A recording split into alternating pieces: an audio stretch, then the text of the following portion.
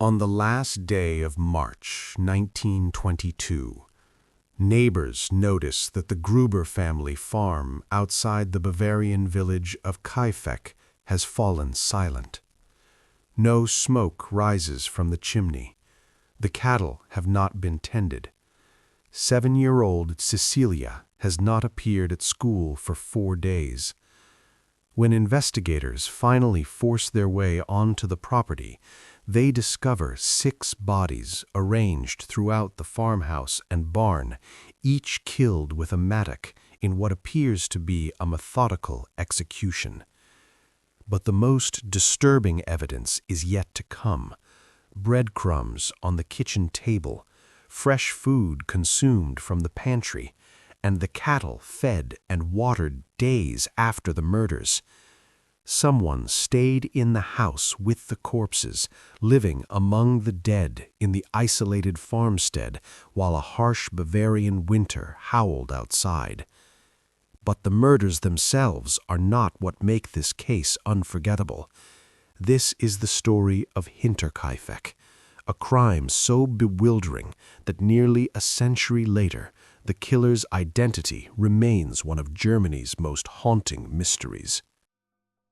6 months before the murders, Andres Gruber stands in his farmyard staring at tracks in the fresh snow. The 63-year-old patriarch of Hinterkaifeck farm has discovered something that troubles him deeply: a trail of footprints leading from the edge of the forest towards his property. The prints approach the house, circle the barn, then simply stop. There are no return tracks leading back into the woods. Andres follows the trail carefully, his breath forming clouds in the cold air. The prints are clear and deliberate, the stride of an adult male by his estimation. They come from the direction of the forest that borders his property to the north, cross the open field where snow lies undisturbed except for this single path, and terminate at the barn wall. It is as if the person simply vanished. Andres checks the barn thoroughly, searching the hayloft, the animal stalls, every corner where someone might conceal themselves. He finds nothing. He mentions the incident to his daughter, Victoria, who lives on the farm with him, his wife, Cecilia, and Victoria's 2 children. She suggests it might be a poacher or a traveler who lost his way, but Andres cannot shake his unease. This is not the first strange occurrence at Hinterkaifeck in recent months.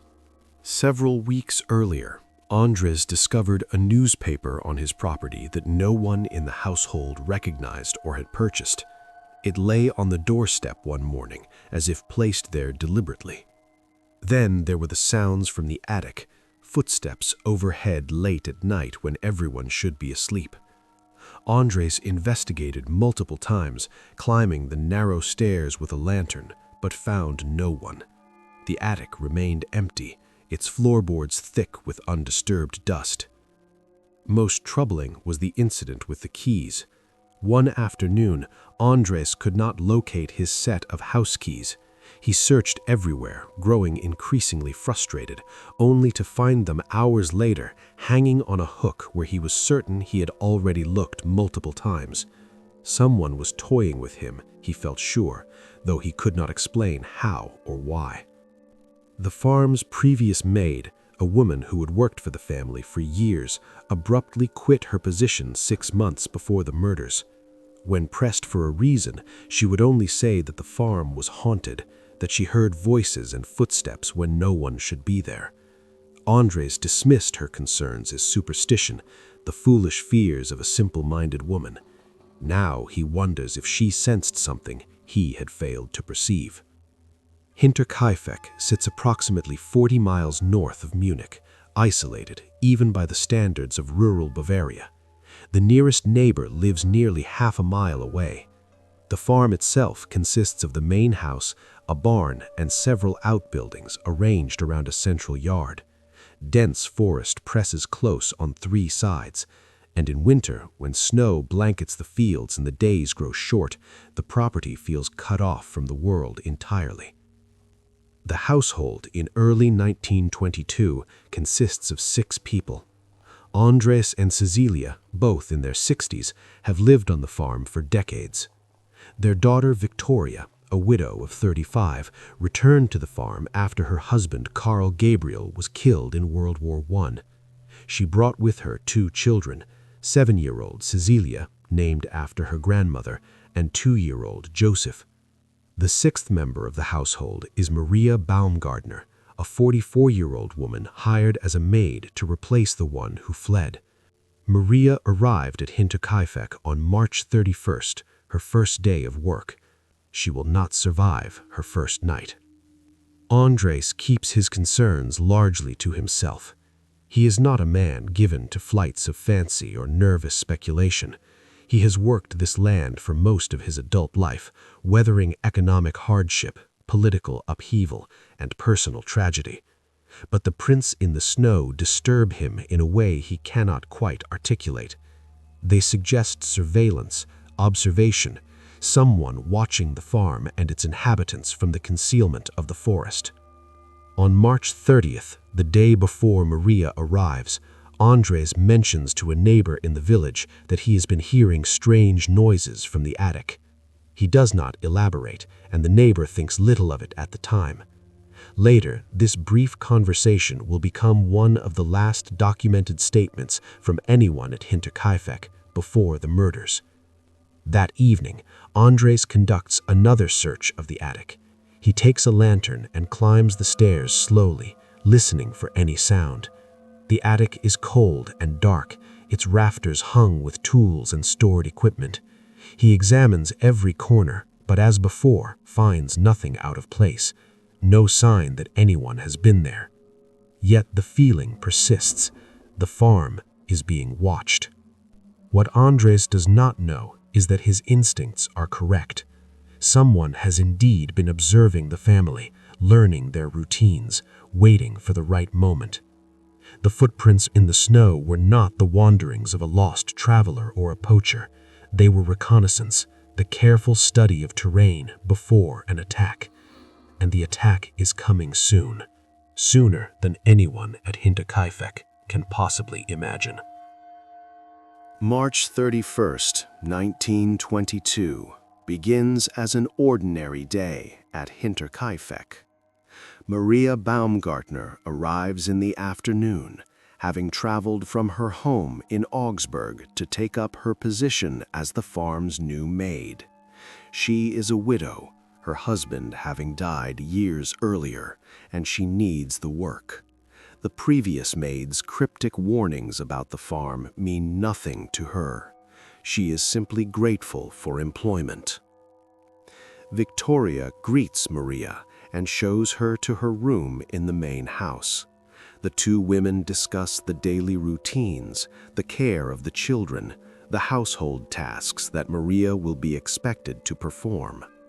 Little Cecilia watches the new maid with the frank curiosity of childhood, while 2-year-old Joseph clings to his mother's skirt.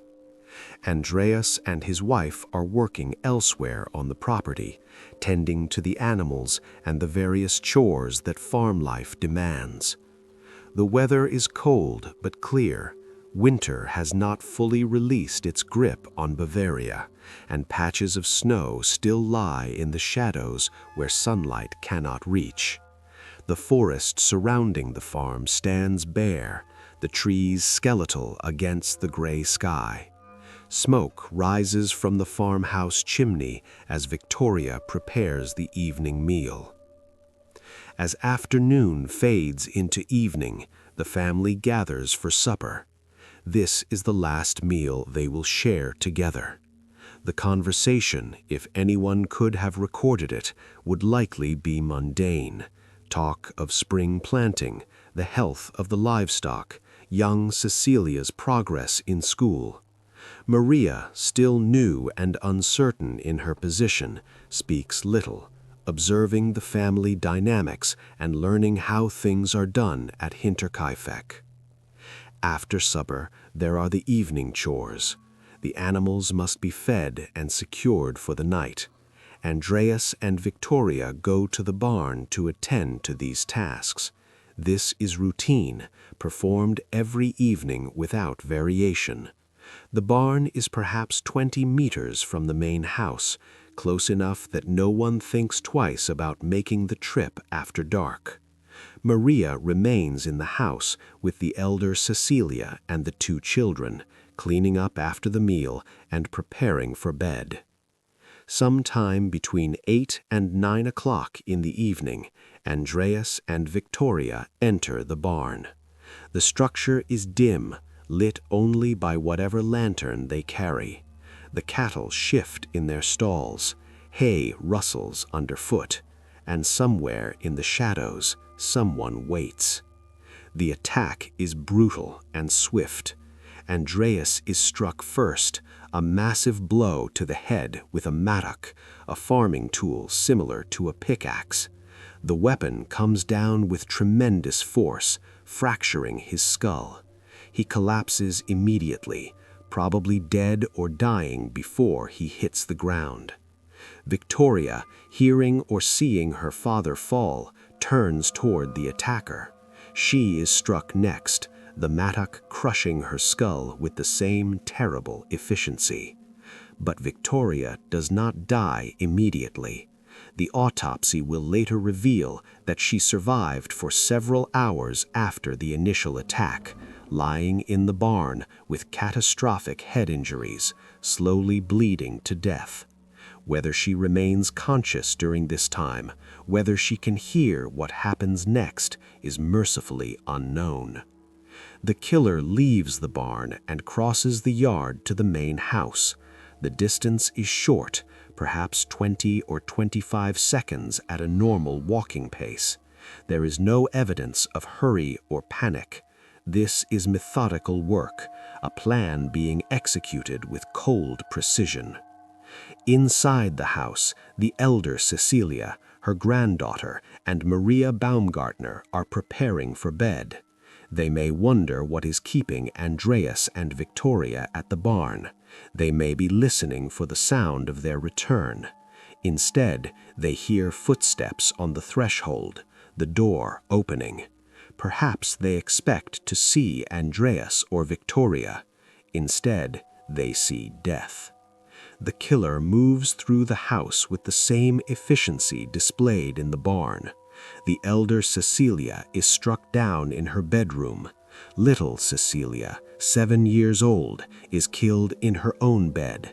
Maria Baumgartner, who has been at Hinterkaifeck for less than 6 hours, is murdered in the room where she was supposed to sleep.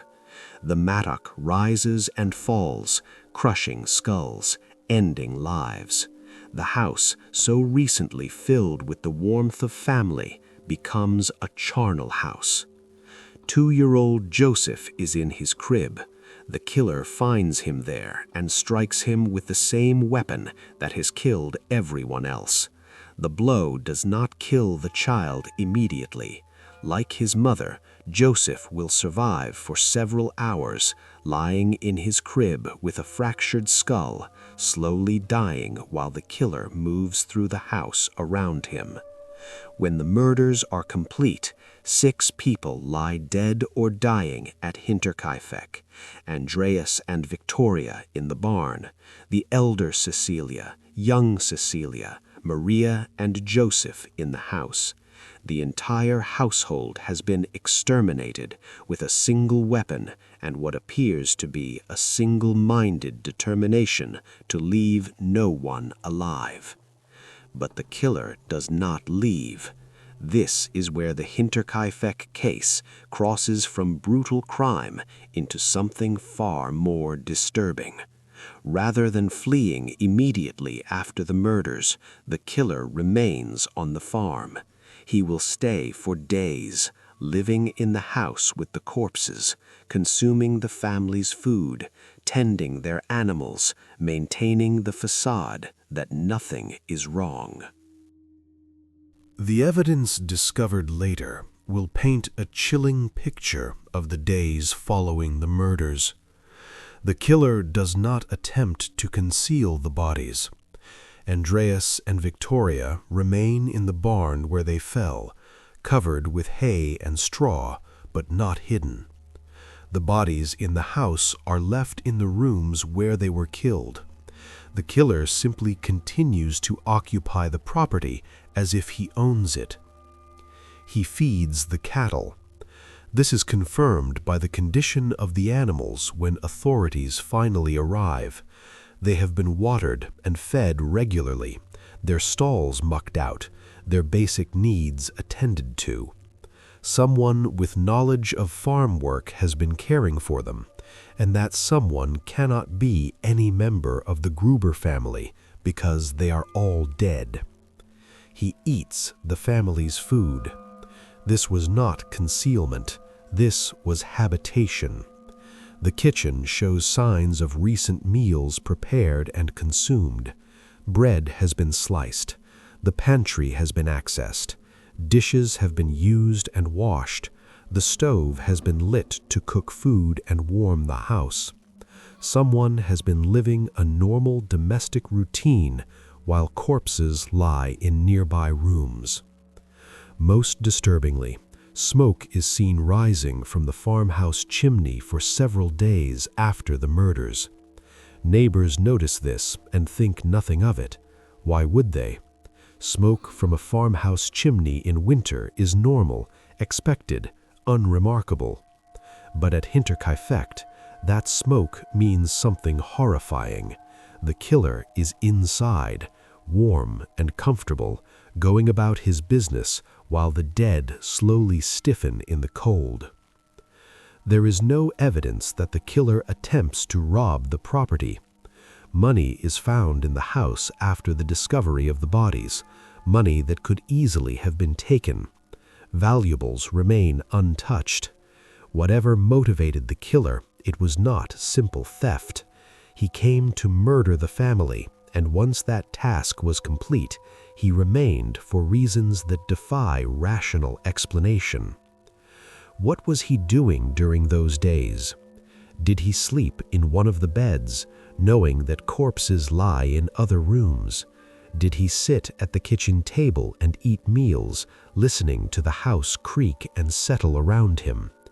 Did he go about farm chores, milking cows and collecting eggs, maintaining the fiction that life at Hinterkaifeck continued as normal? The psychology of this behavior is almost incomprehensible. Most killers flee the scene of their crimes as quickly as possible, driven by fear of discovery and the instinct for self-preservation.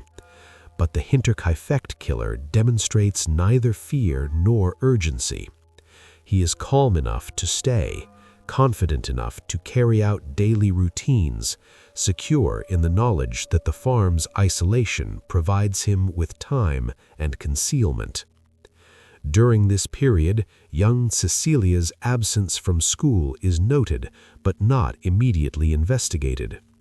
Rural schools in Bavaria in 1922 dealt regularly with absences due to illness, weather, or the demands of farm work.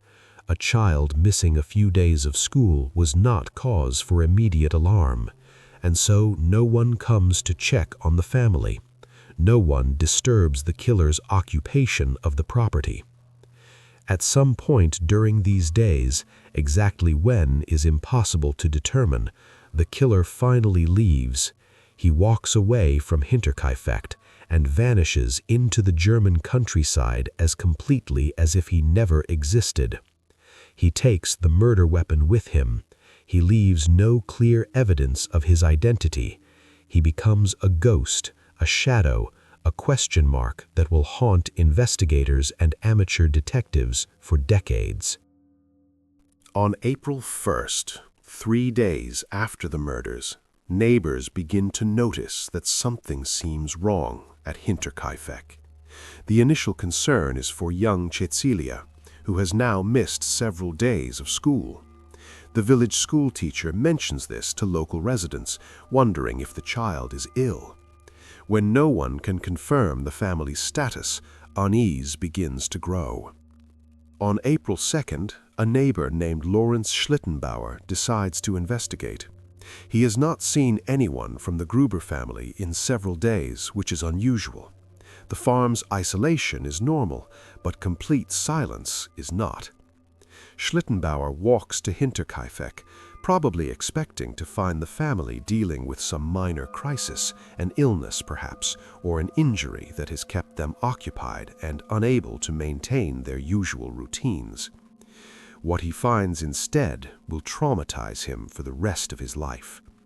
The farmyard is quiet, too quiet. No one responds to his calls.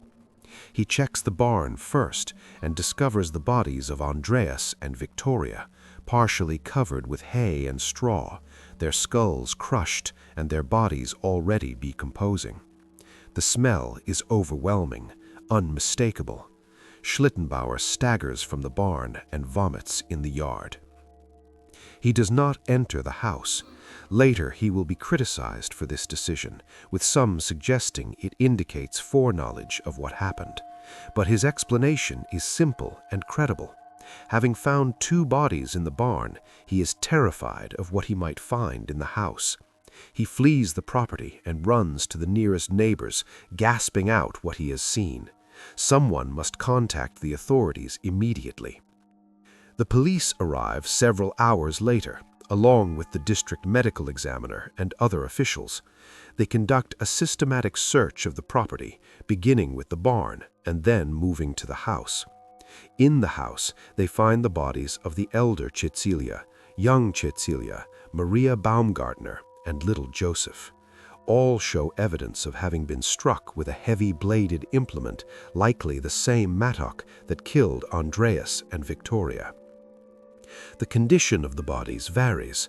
Andreas and Victoria, who were killed first and left in the unheated barn, are significantly decomposed. The bodies in the house, protected from the elements, are in somewhat better condition, though still showing clear signs of having been dead for several days. The medical examiner's initial assessment confirms what is visually obvious. All 6 victims died from massive cranial trauma, consistent with being struck repeatedly with a heavy tool. As investigators process the scene, they begin to notice the disturbing details that will define the Hinterkaifeck case. The fed and watered cattle, the recently consumed food, the cold ashes in the stove that indicate it was last used perhaps 24 hours earlier. The evidence that someone remained at the farm after the murders, living among the dead, maintaining routines while corpses lay in nearby rooms. The discovery sends shockwaves through the surrounding communities. Bavaria in 1922 is still recovering from World War I, still dealing with the political and economic upheaval of the post-war period. Crime exists, of course, but the systematic murder of an entire family in their isolated farmhouse, followed by days of the killer occupying the property, is unprecedented and terrifying. If a family could be wiped out in their own home, if a killer could remain for days without detection, then no one was truly safe. News of the murders spreads rapidly. Journalists descend on the small village of Kaifeck. The story appears in newspapers across Germany and eventually in international publications. The details are sensational enough to capture public imagination. The isolated farm, the mysterious footprints in the snow that Andreas had reported, the sounds from the attic, the killer living with the dead. It has all the elements of a Gothic horror story, except for one crucial fact: it actually happened. The criminal investigation into the Hinterkaifeck murders falls to the Munich Police Department's Homicide Division. The lead investigator is a veteran detective who has handled numerous murder cases, but nothing in his experience has prepared him for this. The sheer brutality of the crime, combined with the bizarre behavior of the killer remaining at the scene, presents unprecedented challenges. The first priority is identifying the murder weapon. Based on the injuries and the nature of the wounds, investigators determined that the killer used a mattock, a common farming tool. The weapon would have been heavy enough to crush skulls with single blows and would have been readily available at any farm. The killer likely took it with him when he left, as no blood-stained mattock is found at Hinterkaifeck. Alternatively, he might have cleaned it thoroughly and returned it to wherever it was stored, leaving it indistinguishable from any other farm implement. Investigators attempt to determine the sequence of events. Based on the positions of the bodies and the evidence at the scene, they reconstructed what they believe happened. Andreas and Victoria were killed in the barn doing evening chores. The killer then proceeded to the house and murdered everyone there. The entire attack probably took less than 30 minutes from start to finish. The killer moved quickly and efficiently, suggesting either familiarity with the property or careful prior planning. The autopsy results provide additional horrifying details. Victoria and young Joseph both survived for several hours after being struck, dying slowly from their injuries. Whether they remained conscious, whether they could have been saved if help had arrived immediately, these questions will torment investigators. The killer knew, or should have known, that these victims were still alive when he left them. He chose not to finish them quickly, but to let them die slowly and painfully. The investigators interview everyone who had any connection to the Gruber family. Neighbors, relatives, business associates, anyone who might have information about who would want the family dead. Several names emerge as potential suspects, each with varying degrees of motive and opportunity. Lawrence Schlittenbauer, the neighbor who discovered the bodies, comes under particular scrutiny. Some investigators suspect that he might be Joseph's father, that he had an affair with Victoria, and that family tension over the child's paternity might have provided a motive for murder. Schlittenbauer denies any involvement, and while he remains a person of interest, investigators cannot develop sufficient evidence to charge him. Victoria's late husband, Carl Gabriel, was officially reported killed during World War I. However, rumors circulate that Gabriel might have survived and returned to Bavaria, discovering that his wife had given birth to another man's child during his absence. Could he have killed the family in a rage over his wife's infidelity? Investigators attempt to track Gabriel's fate, but can never definitively confirm whether he is dead or alive. The uncertainty keeps him on the suspect list, though there is no concrete evidence linking him to the murders. The farm's previous maid, the woman who quit months earlier claiming the property was haunted, is questioned extensively. What did she hear or see that frightened her away? Could her departure be connected to the murders? She insists she knows nothing beyond the unsettling sounds and feelings that drove her to leave. Investigators find her credible, but ultimately conclude that her experiences, while strange, do not provide useful leads in identifying the killer. Andreas Gruber's behavior in the months before the murders becomes a focus of investigation. The footprints in the snow, the newspaper that appeared at the doorstep, the sounds from the attic, all of these suggest that someone was surveilling the farm. Investigators theorize that the killer spent considerable time preparing for the attack, learning the family's routines, determining the best time to strike. But who would invest that much time and effort? What could motivate such meticulous planning? One theory that gains traction involves robbery as a motive. Perhaps the killer believed that Andreas had significant money hidden on the property. Farmers in rural Bavaria often distrusted banks and kept their wealth in physical cash or valuables hidden on their property. If the killer knew or suspected that Andreas had money hidden somewhere at Hinterkaifeck, he might have killed the family to eliminate witnesses and then remained at the farm for days searching for the money. The fact that the house shows signs of having been searched lends some credence to this theory. However, investigators note that money was found at Hinterkaifeck after the murders, money that any robber could easily have taken. If theft was the primary motive, why would the killer leave money behind? The theory doesn't quite fit the evidence, though it cannot be entirely outruled. As the investigation continues through April and into May, the list of potential suspects grows longer, but no clearer. The police pursue multiple leads, interviewing dozens of people, checking alibis, examining financial records, but each promising lead eventually reaches a dead end. One suspect is a traveling workman who had been employed briefly at Hinterkaifeck several months before the murders. He left the farm after a dispute with Andreas over pay. Could he have harbored a grudge sufficient to return and murder the entire family? Investigators track him down and question him extensively. He has an alibi for the time of the murders, corroborated by multiple witnesses. He is eliminated as a suspect. Another theory focuses on a possible connection to the political turmoil of the era. Germany in 1922 is unstable, with various extremist groups vying for power and influence. Could the murders have been politically motivated?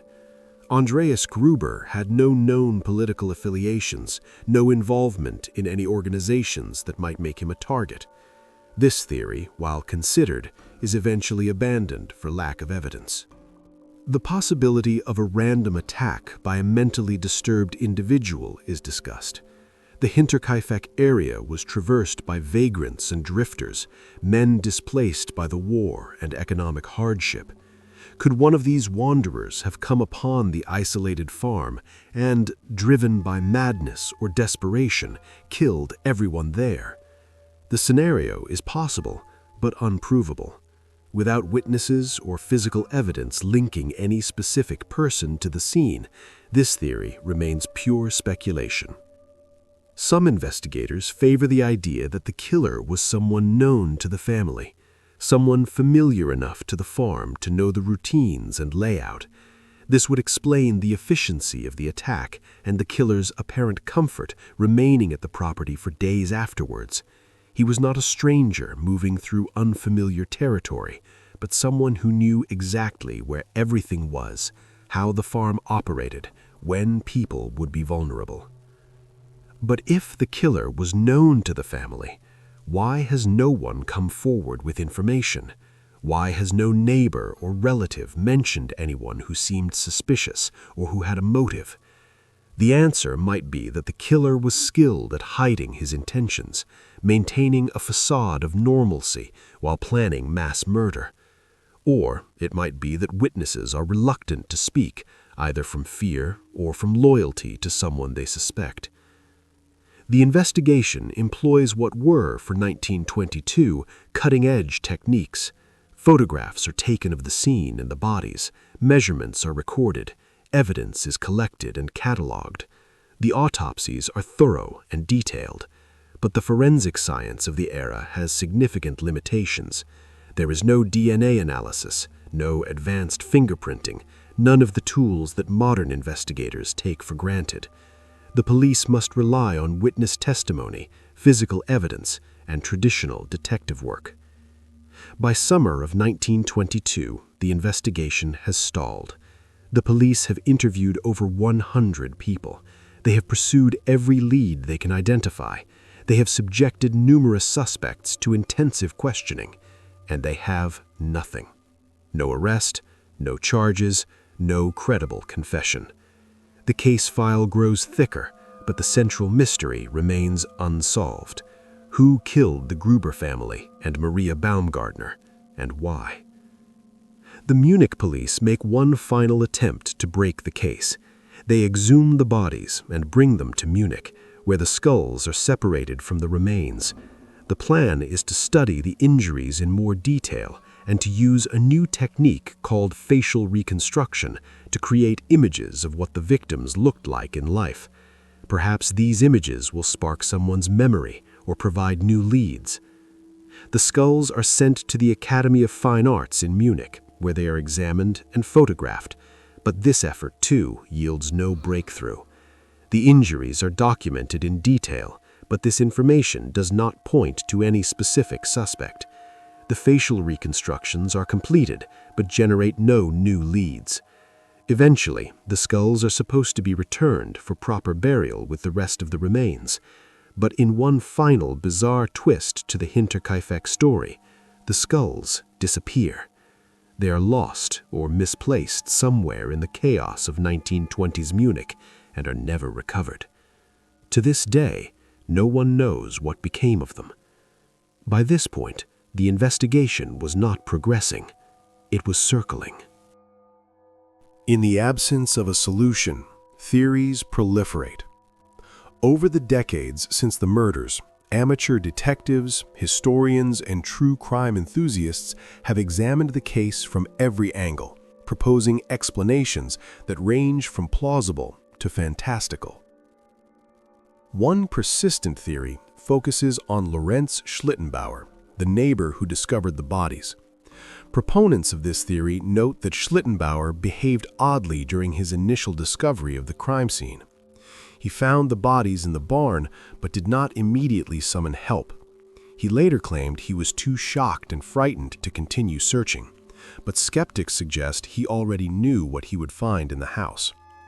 Additionally, there is the question of Josef's paternity. If Schlittenbauer was the child's father and Andreas had been threatening to expose the affair or demand some form of compensation, could that have provided sufficient motive for murder? Against this theory is the lack of physical evidence linking Schlittenbauer to the crime and the absence of any witness placing him at Hinterkaifeck on the night of the murders. He was questioned multiple times and never confessed or provided inconsistent statements. While suspicion has lingered, no prosecutor ever felt there was sufficient evidence to charge him. Another theory implicates Karl Gabriel, Victoria's husband, who was reported killed in World War I. According to this scenario, Gabriel survived the war and returned to find his wife living with their daughter and a young son who was clearly not his. Enraged by his wife's infidelity and perhaps suffering from what we would now recognize as post-traumatic stress disorder, Gabriel killed everyone at the farm.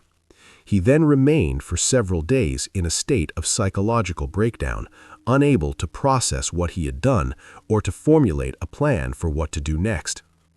Eventually, he fled and either killed himself elsewhere or assumed a new identity. This theory has romantic appeal, the wronged husband returning from the dead to exact terrible revenge, but it suffers with significant problems. Gabriel's death was officially recorded, though wartime records were often incomplete or inaccurate. No one reported seeing Gabriel in Bavaria before or after the murders, and perhaps most significantly, Gabriel would have no reason to kill his own daughter Cecilia, or the elderly Grubers, or the maid who had just arrived. If his motive was rage at his wife's infidelity, why murder the entire household? A third major theory suggests that the killer was a drifter or vagrant with possible mental illness. This person happened upon Hinterkaifeck, perhaps seeking shelter or food. Something triggered violence. Perhaps Andreas confronted him. Perhaps the killer was always planning to attack whoever he encountered. Once the murders were committed, the killer remained at the farm because he had nowhere else to go, and the isolated property offered a temporary refuge. Eventually, he moved on to whatever fate awaited him elsewhere. This theory accounts for the apparent randomness of the crime and the lack of clear motive. It also explains why investigators could never identify a suspect.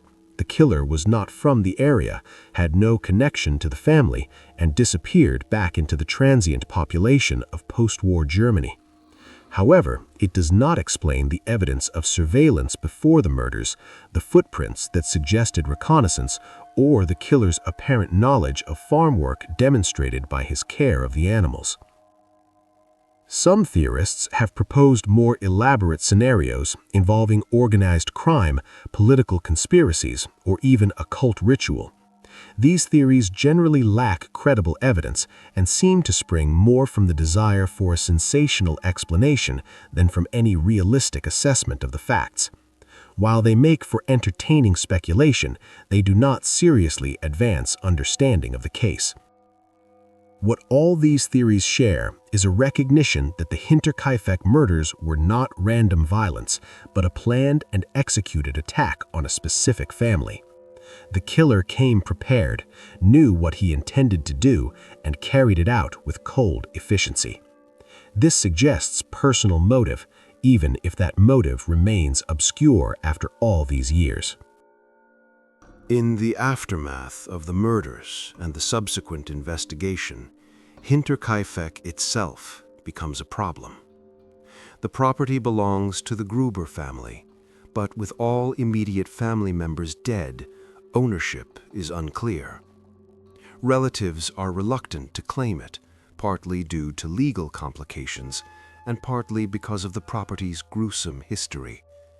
Who wants to live in a place where 6 people were brutally murdered? The farm stands empty through the summer of 1922. Local people avoid the property, and rumors of hauntings begin to circulate. Some claim to see lights in the windows at night. Others report hearing sounds, voices, footsteps, the same phenomena that Andreas Gruber mentioned before his death. Whether these reports reflect genuine paranormal activity or simply the power of suggestion and imagination is impossible to determine. Eventually, the legal issues are resolved and the property is sold. But the new owners have no interest in preserving the buildings where the murders occurred.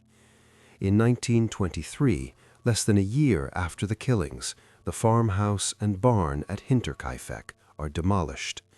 The lumber and materials are salvaged, and the site is cleared. Where the buildings once stood, only empty ground remains. The land itself continues to be farmed, but no one builds a new residence on the exact site of the original farmhouse. The location is considered cursed, tainted by the violence that occurred there. Over the decades, the physical traces of Hinterkaifeck gradually disappear. Trees grow where the barn once stood.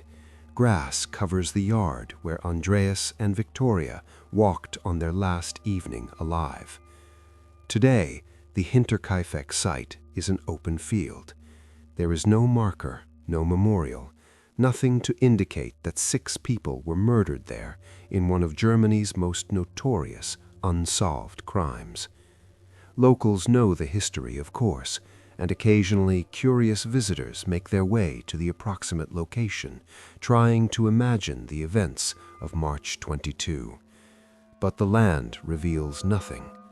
The secrets of Hinterkaifeck are buried as completely as the demolished buildings that once stood there. Despite the lack of a solution, or perhaps because of it, the Hinterkaifeck murders have maintained a hold on public imagination. The case appears regularly in German true crime media, with new documentaries and articles appearing every few years. Each generation discovers the story anew and attempts to solve the puzzle that defeated professional investigators. The case has influenced German literature, film, and television.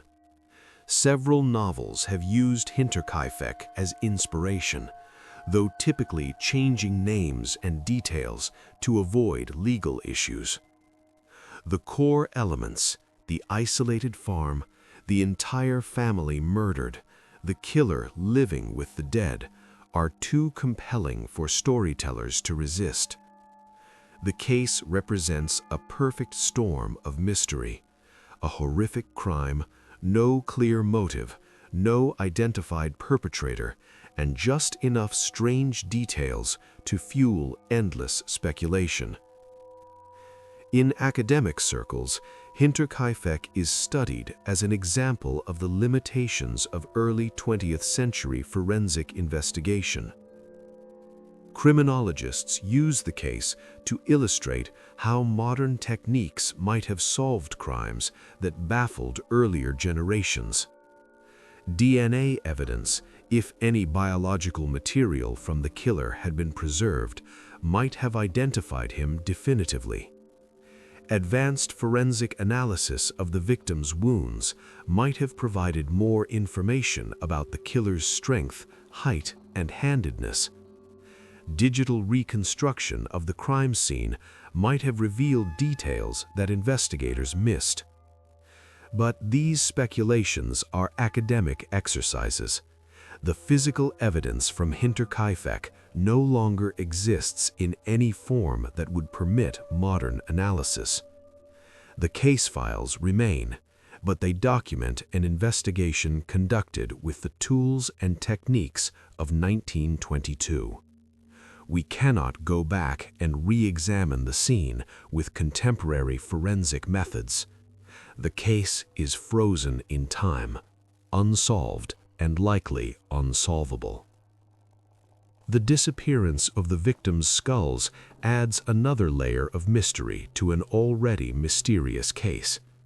Were they genuinely lost through bureaucratic incompetence, or was there something more sinister at work? Some conspiracy theorists suggest the skulls were deliberately hidden because they contained evidence that would have been embarrassing to someone powerful. This theory lacks supporting evidence, but persists because the Hinterkaifeck case seems to invite conspiracy thinking. In recent decades, amateur investigators and cold case enthusiasts have made repeated attempts to solve the Hinterkaifeck murders using modern analytical techniques. While they lack access to physical evidence, they can re-examine the historical record, looking for connections or patterns that earlier investigators might have missed. One group of students from a Bavarian police academy in 2007 conducted a detailed re-investigation of the case as a training exercise in cold case methodology. They reviewed all available documents, created detailed timelines, and analyzed the various suspects using modern profiling techniques. Their conclusion was that the most likely suspect was Lorenz Schlittenbauer, based on his relationship with the family, his opportunity to commit the crime, and certain aspects of his behavior after discovering the bodies. However, they acknowledged that their conclusion was based on circumstantial evidence and probability rather than definitive proof. Other researchers have focused on the possibility that the killer left descendants who might be identifiable through genealogical research. If the killer was, for example, Lorenz Schlittenbauer or Karl Gabriel, then their descendants might carry genetic material that theoretically could be compared to any biological evidence from the crime scene. But this approach faces insurmountable obstacles.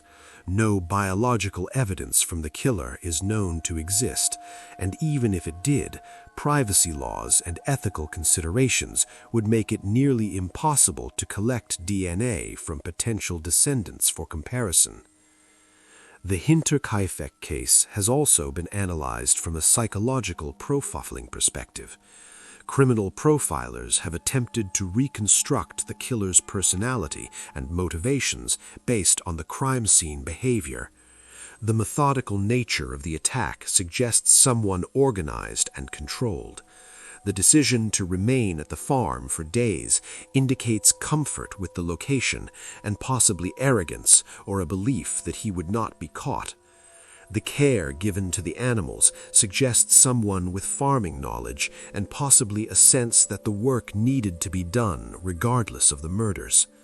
These details paint a picture of someone familiar with rural life, comfortable with violence, and possessing unusual psychological characteristics that allowed him to live with corpses for extended periods. But profiling, while potentially useful in narrowing a suspect pool during an active investigation, cannot identify a specific individual decades after the fact.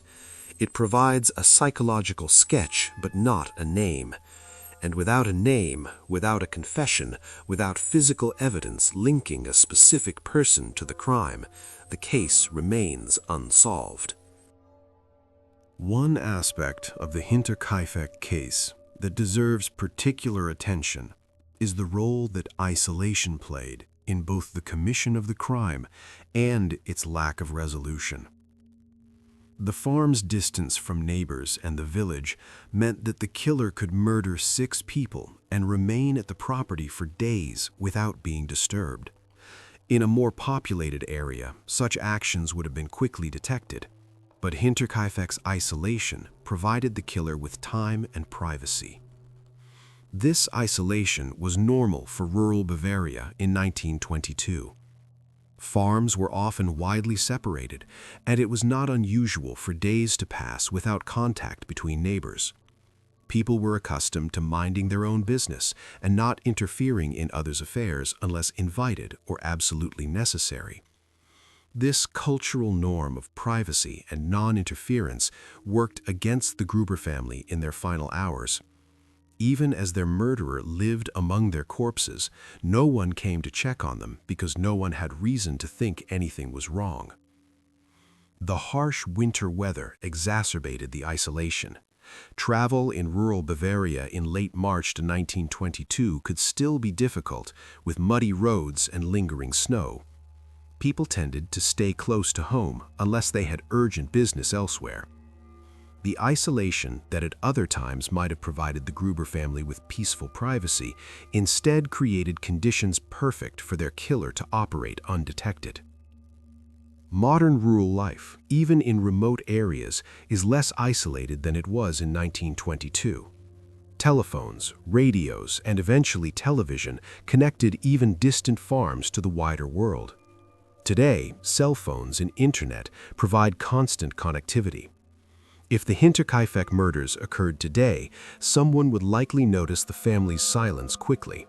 Phone calls would go unanswered, text messages would not be returned, social media accounts would fall silent. The digital footprint that we all leave would reveal that something was wrong long before days passed. But in 1922, that connectivity did not exist. The Gruber family could disappear into death without anyone immediately noticing, because their normal pattern of life included long periods without outside contact. The killer understood this and exploited it, buying himself days of time to remain at the property before departing.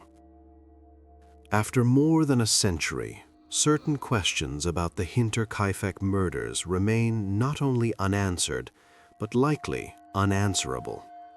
These questions haunt anyone who studies the case, representing the fundamental mysteries that no amount of investigation has been able to resolve. Why did the killer remain at the farm? This is perhaps the most psychologically disturbing aspect of the case. Most murderers flee as quickly as possible, driven by fear of discovery and the instinct to put distance between themselves and their crimes. But the Hinterkaifeck killer stayed, living normally in a house with corpses in nearby rooms. What psychological state or practical consideration could explain this behavior? Was he searching for something? Was he psychologically unable to leave? Did he feel safe there, protected by the isolation? We may never know. What was the true motive? Robbery seems unlikely given the money left behind.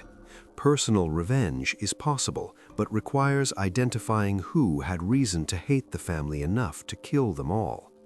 Madness could explain the violence, but not the methodical planning evident in the surveillance before the attack. Every motive proposed has problems, leaving us uncertain why 6 people had to die on that March evening. Was Andreas Gruber's concerns about surveillance connected to the murders? The footprints in the snow, the mysterious newspaper, the sounds from the attic, were these signs that the killer was preparing his attack, or were they unrelated incidents that coincidentally occurred before the murders? If they were connected, they suggest careful planning and observation. If unconnected, they represent a series of strange coincidences in the months before a family was wiped out. How many people were involved? The efficiency of the attack and the ability to overpower multiple victims quickly suggest at least some level of physical strength and perhaps experience with violence. But was it one person acting alone, or could there have been accomplices? No evidence suggests multiple attackers, but the question cannot be definitively answered. What became of the killer? Did he die shortly after the murders, taking his secret to the grave? Did he live for decades carrying the knowledge of what he had done? Did he kill elsewhere, creating other victims whose deaths were never connected to Hinterkaifeck?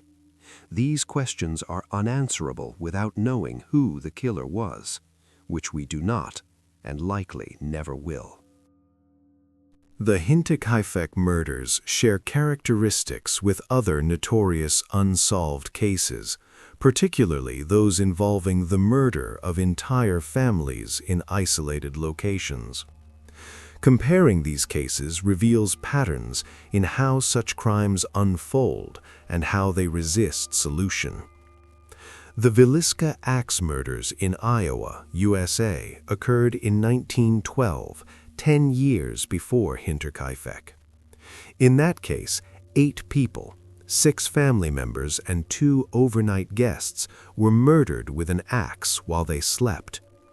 Like Hinterkaifeck, the Villisca case involved a methodical attack on a household, a heavy bladed weapon, and the killer remaining at the scene for some time after the murders. Also like Hinterkaifeck, the case was never definitively solved despite extensive investigation. These similarities suggest certain patterns in family annihilation murders. The killer typically uses a weapon that is heavy and immediately lethal, allowing him to overpower victims quickly before they can flee or raise alarm. The attack often occurs at night when victims are sleeping or otherwise vulnerable. The isolated nature of the location provides the killer with time to complete the murders without interruption.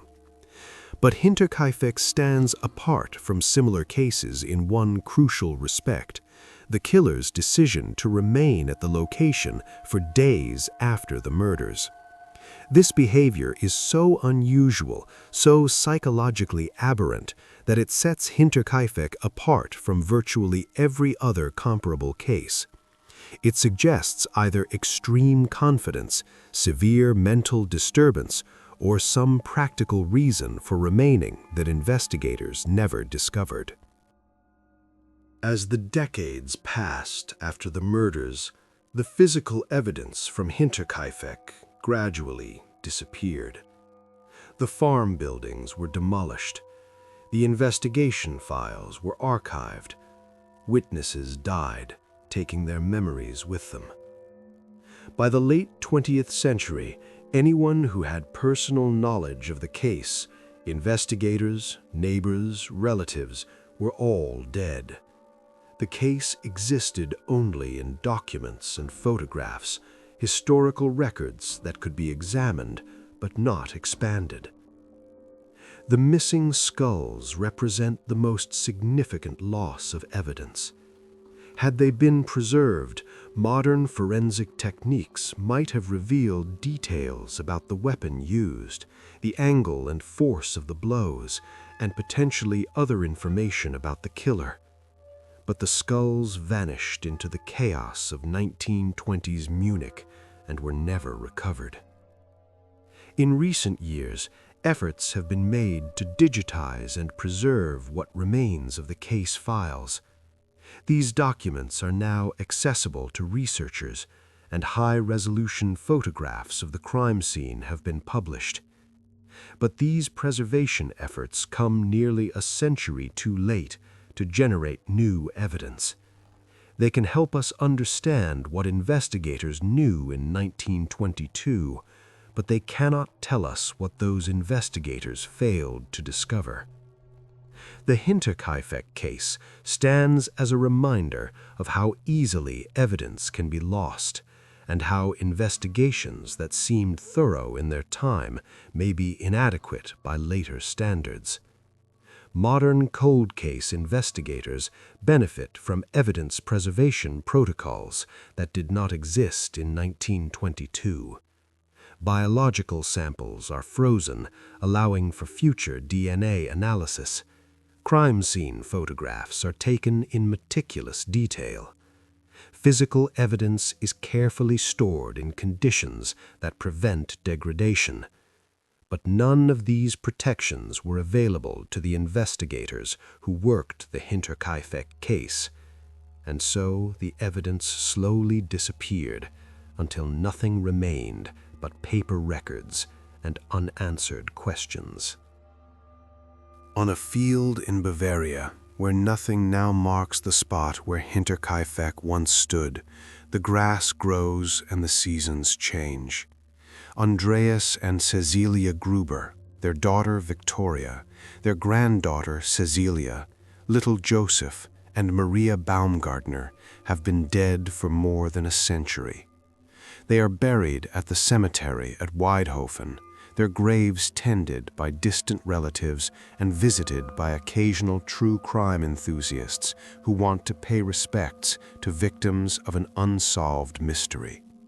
The killer, whoever he was, is also certainly dead by now. He took his secret to the grave, and that secret remains hidden. Perhaps he confessed on his deathbed to a priest or family member, and that person chose to keep the confidence. Perhaps he never told anyone, carrying the knowledge of what he did in the isolation of his own mind. Perhaps he was never caught for any crime and lived an ordinary life, his neighbors never suspecting that the man among them had once murdered 6 people and lived with their corpses in an isolated farmhouse. The Hinterkaifeck case endures because it represents something fundamental about crime and human nature.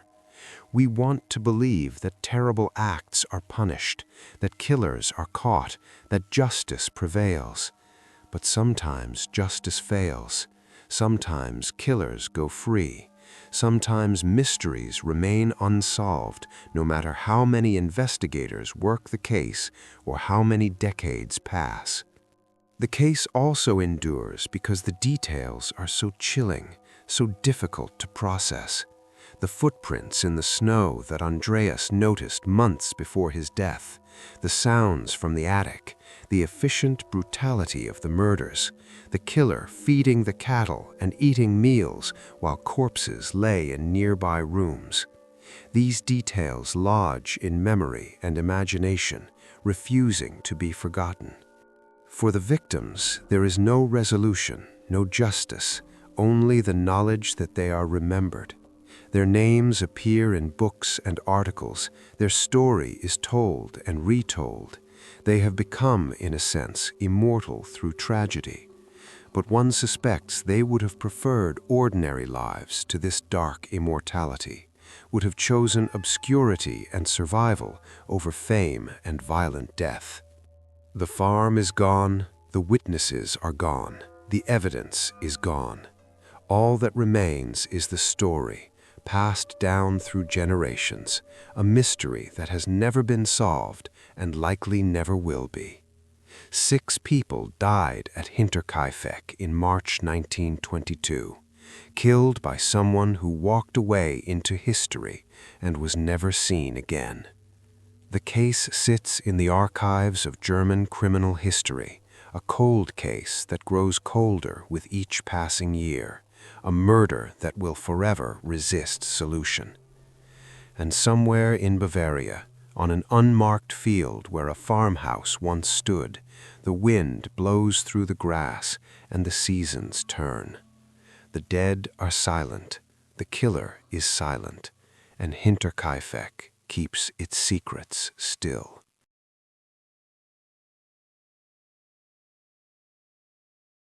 If this story stayed with you, consider subscribing to the Unsolved Echoes. Here, we explore historical crimes that refuse to fade, cases defined not just by violence, but by silence, unanswered questions, and the people history nearly forgot. Share your thoughts and theories in the comments below, and thank you for listening.